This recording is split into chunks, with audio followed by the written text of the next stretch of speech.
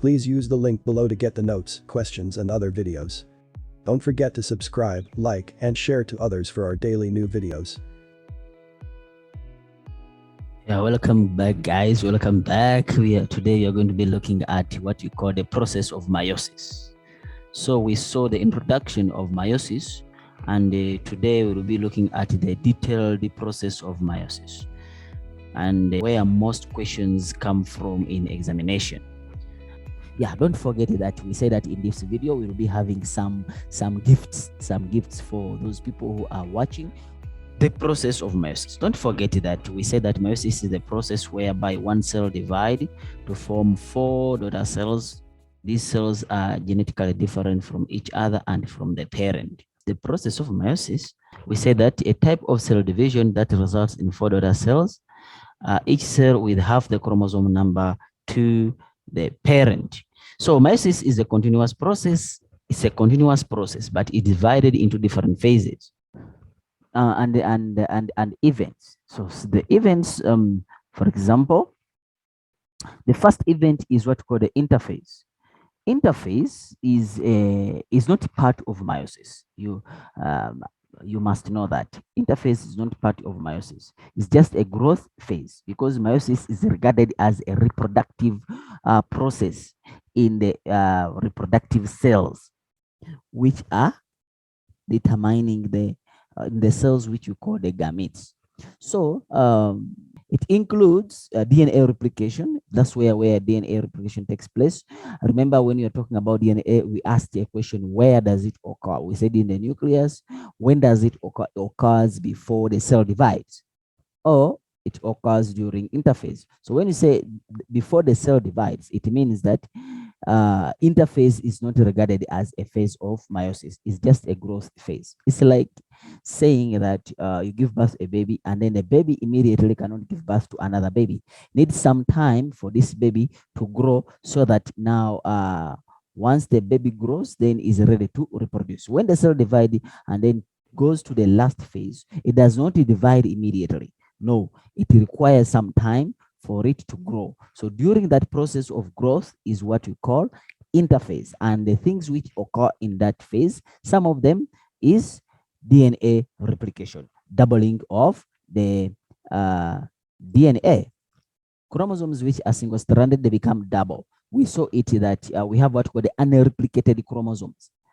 When they double, they become the replicated chromosomes. So when the chromosome has one thread, then we call it unreplicated chromosome, or what you call single-stranded chromosome. But when it becomes double, as we said, as you see it here, it becomes what it is called the replicated chromosomes, or double-stranded chromosome.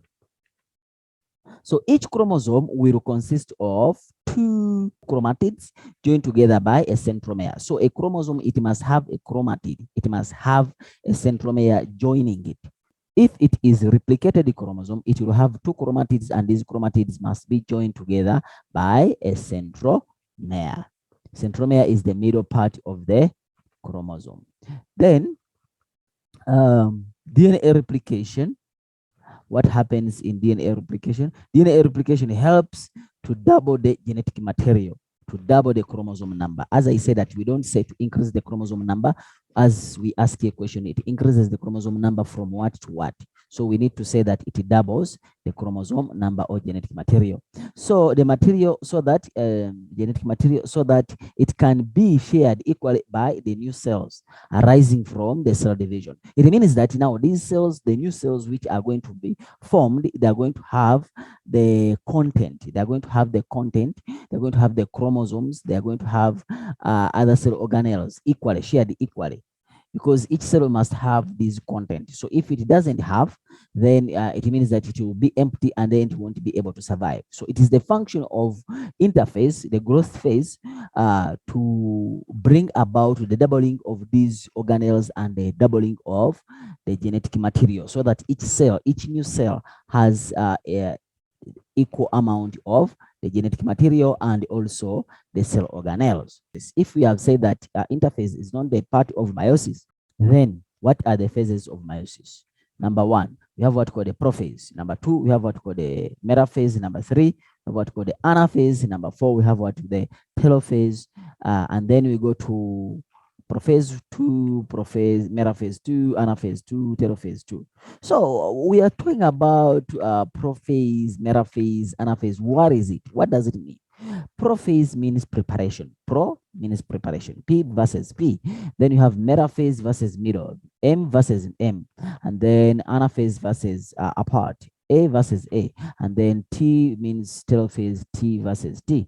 So even in prophase 2, metaphase 2, anaphase 2, and then telophase 2. So we form if we take the first letter, we form what we call IPMAT. This is in different color. It means that this interphase is not part of meiosis. That's why we don't have interphase 1 and interphase 2. We only have interphase. So it means that it's not a part of meiosis.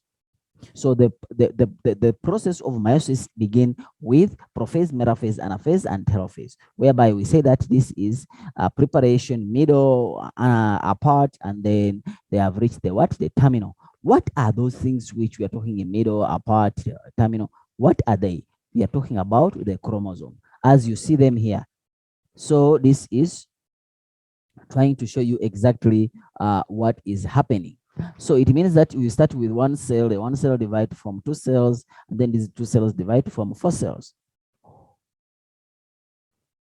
But actually, what is really happening for this cell to divide is what you're going to look at in the details of each phase. Let's look at meiosis 1.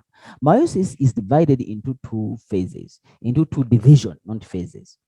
The first meiotic division and the second meiotic division. So in the first meiotic division, it will have prophase 1, metaphase 1, anaphase 1, telophase 1. And then the second meiotic division will have prophase 2, metaphase 2, anaphase 2, and then telophase 2. So the first meiosis, this is called reduction division, whereby when you talk about reduction division, you start with 46 chromosomes. At the end of meiosis 1, you end up with the 23 chromosomes in each cell. Hence, we call it reduction division. This division results in the reduction of the number of chromosomes from 46 to 23 in each cell.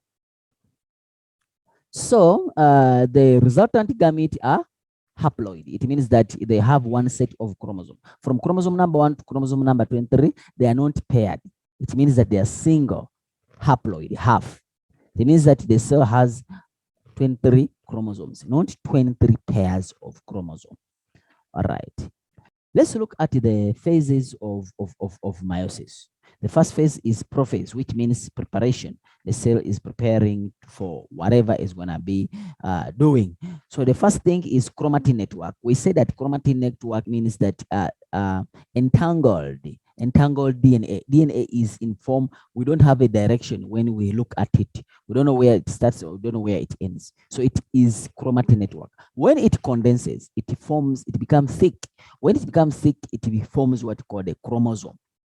So the chromatin network condense. When they condense, it means that now that it has formed a chromosome. Now these chromosomes, the chromosome which look alike, homo, which means the same, logos, which means structure. So it means that chromosomes which look alike, they are going to come together. That's why you're saying that homologous chromosomes are formed. It means that the chromosomes which look alike, they come together. When these homologous chromosomes, the way you see it here, when they come together, they cross over. What do they use to cross? They cross using the chromatids. The one chromatid of one homologous chromosome crosses with another chromatid of another homologous chromosome, and then the process continues. So the spindle thread starts to form. It means that now the spindle fiber, they start to form, and then once they start to form, the nuclear membrane starts to disappear. Let's look at the diagram here. So you see that here, the chromosome, they condense, the homologous chromosome. You see this one is short, this one is long. So this short cannot go with the long one. No, the short goes as with the short, the long one goes with the long one. That's the principle.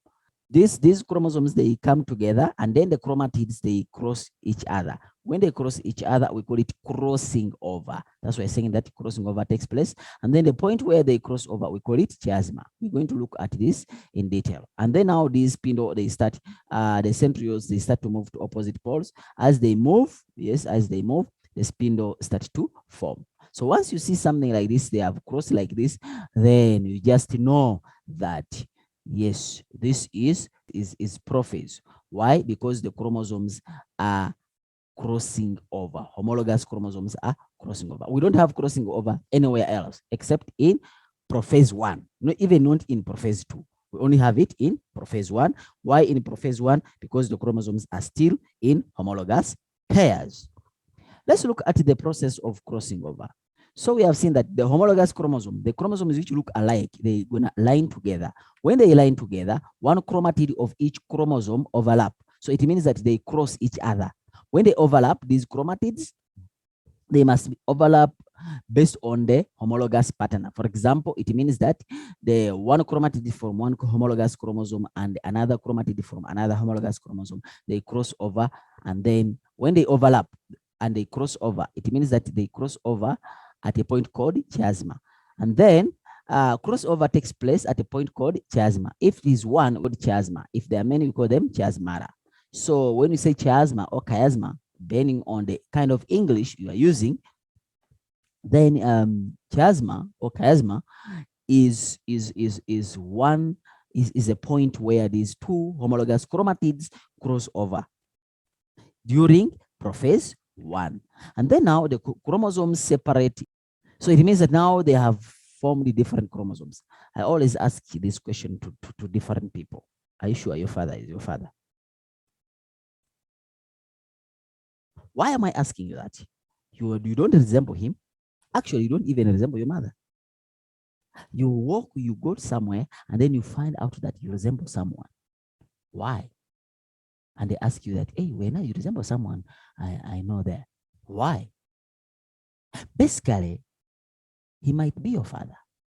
But because of crossing over, this made to the exchange of the genetic material. If you came from the same father, same mother, you breastfed on the same breast of your mother, why don't you look alike? It means that this crossing over, this process of meiosis helps in bringing about variation among organisms. So it is a very important process to make humans, individuals, different from each other. And then this helps in the survival. If all of us, we are the same, then it means that we won't be able to survive. Imagine everyone is rich. Do you think that there will be someone who is working for another one? Everyone has money. Do you think I would have taught you this? No, because you don't need this. No one would have been watching. You don't need this. You have your money. What else do you want? But because there is difference among these organisms, among us, then it brings about what we call competition. Hence, different people will work differently and in different environmental conditions. So that's the purpose of meiosis, to bring about variation among organisms of the same species. All right, let's continue with the process of crossing over. So these differences is being brought about by crossing over. Imagine a father producing over 100 million sperm for a single ejaculation. And then this sperm, each sperm is different from each other. What made them to be different from each other is the process of crossing over, because it forms different combination of chromosomes. All right, let's look at. So we're saying that you have one homologous chromosome and another homologous chromosome. They come together. Yes, when they come together, they overlap. The homologous chromatid overlap at a point called chiasma. Yes, if you look at ABC and then decide ABC. Yes, when they cross, now this one takes this red and then the red takes the blue. That's why you see it here. The blue takes the red and then the red will take the what? The blue. These chromosomes during crossing over, scientifically we call it a bivalent or bivalent, based on how do you write that. How do you pronounce that? Bivalent or bivalent? And then after that, they separate so that each chromosome has genetically different, each chromosome has different material from one another. Look, if you see that ABC, it started with ABC, but this is a small error. The small error was found on this chromosome. And then this one, ABC, but this one is a capital error. The capital error came from this blue. If you look at it here, it came from the blue. It means that the blue, the red took the blue, and then the blue took the what? The red. So because of this, it's going to cause different gametes being formed. And then if you look at it, sometimes we can bring it in the exam like this. Homologous chromosomes, when they cross from top. So when it crosses from top, it means that you have to draw it on top. Don't draw it down. That's one of ways of losing marks if you don't show the variation correctly. So they have the chromatids cross over, and then they exchange the material or the information. And then now the chromosomes now have new combination of the genes. Guys, don't forget that I told you that there is a gift in this video. Just click that link below. It will take you to a specific page on our website. And on that page, there is a code for you to obtain that airtime. Enjoy it. When you get it, when you load it on your phone, let us know that you got it. Thank you very much. Let's continue. And then you're saying that the second phase is metaphase 1. Metaphase 1, meta means middle. It means that now the chromosomes are always in homologous pair. Homologous chromosomes randomly align along the equator of the cell in 2 rows. It means that they align along the equator in 2 rows. One from chromosome number 1 to chromosome number 23. Another one is from chromosome number 1 to chromosome number 23. That's what it means. Each chromosome is attached to the spindle thread from each pole. This is what I'm trying to say. So they align in 2 rows. You see, they align in 2 rows, and then these chromosomes are being held by the spindle. See, each chromosome is attached to the spindle thread from each other. They do this arrangement randomly. So the key point is homologous, because they're in pair and then each other. You see, this one cannot come here. No, they must be together like this. Homologous chromosomes. Yes, that's the key point. And then they come here randomly. Remember, we have 23 pairs, but we're just showing you 2 pairs. Yes, they are here randomly. So it means that another one can be here. This one can be on top. So this set can be on top. This one can be down. Or this chromosome can be this side. This one can be this side. That's what we call randomly. So when they separate, we're going to form different cells. So each chromosome is attached to the spindle fiber or spindle thread from each pole. That's what we are trying to show you, that these threads are attaching the chromosomes from each pole. So after that, once they are done with this, then they start to move apart, which you call anaphase. So in anaphase, the spindle thread shorten. They try to pull. When they shorten, they pull. It's like when you are a bodybuilder, when you carry something, the muscles shorten. When they shorten, they pull. Yes, so they pull the homologous chromosome to opposite poles. And then the chromosomes, what happens to this chromosome, the homologous chromosome pair, then they do what? They separate. The chromosomes of the homologous pair, they separate. It means that now they move to opposite poles. This is what is happening. So now they move to opposite poles. And then now, when they move to opposite poles, now they reach the pole. So in telophase, each chromosome reach at the pole of the cell. And then once they reach the pole of the cell, the cytoplasm and the cell membrane divide. When the cytoplasm and the cell membrane divide, that process is called cytokinesis. We call it cytokinesis, division of the cytoplasm. And then the 2 haploid cells are formed. 2 haploid cells are what? Are formed, and then the nucleus or the nucleolus, that dense body in the nucleus, they reform. Then it reforms, and then lastly, the new nuclear membrane forms, and then now the cell appears to be a full cell. So this is what I'm trying to say. Yeah, so now we form two cells. Now these cells, cytokinesis took place, and now the nuclear membrane start to reappear, and then the cell goes back as if it is in prophase. So now when it reaches there, now each cell, each of it will undergo meiosis II. It means that now this one is going to go under meiosis II, even this one is going to go undergo meiosis II, so that you form two here and two here. So when you add them, you form 4 cells. So when you go to meiosis II, what happens? Now prophase II, you go to prophase II. When it's meiosis II, prophase, it becomes prophase II. The two must be there.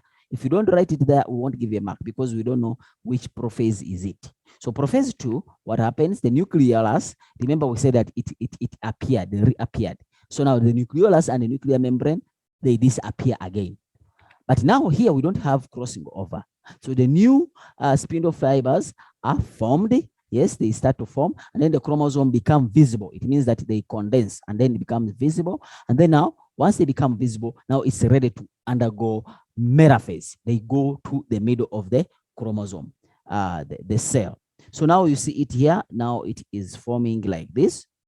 And then now they are ready to move this thing to attach themselves to the chromosome. But now we don't have homologous chromosomes. We have chromosomes which are not homologous. It means that crossing over cannot take place because it already took place before. Yes. So now in metaphase II, the individual chromosome line up here. Individual or one chromosome align along the equator singly or individually. So the other side, we say that chromosomes, they align along the equator in homologous pair and randomly. Here, they align along the equator singly or individually. So you have to know the difference. So sometimes you ask you the difference in meiosis I and meiosis II. You can use the process to differentiate between the two. So at the equator of the cell, with the centromere attaching the spindle fiber, or centromere attached to the spindle fiber. And then now, this is the picture. If you rotate it, you will see that these chromosomes are in the middle. You see, they're in the middle. If this is the pole and this is another pole, they are in the middle. So this one becomes the equator. Remember, I said that equator is an imaginary line. It's an imaginary line. It's a line which we just imagine, but the line is not there. It's a imaginary line which divide the cell into 2 equal parts. It's the same thing, equator of the Earth. Imaginary line running from east to west and dividing the Earth into 2 equal parts. We're just imagining, but the line in actual sense is not there. We just imagine that that's the center of the Earth.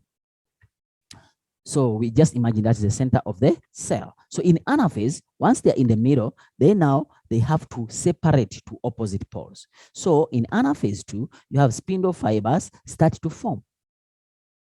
So the spindle fibers, they contract. When they contract, it means that now they pull the chromosomes apart. But now, because they are single chromosomes, they are not homologous. Now it's the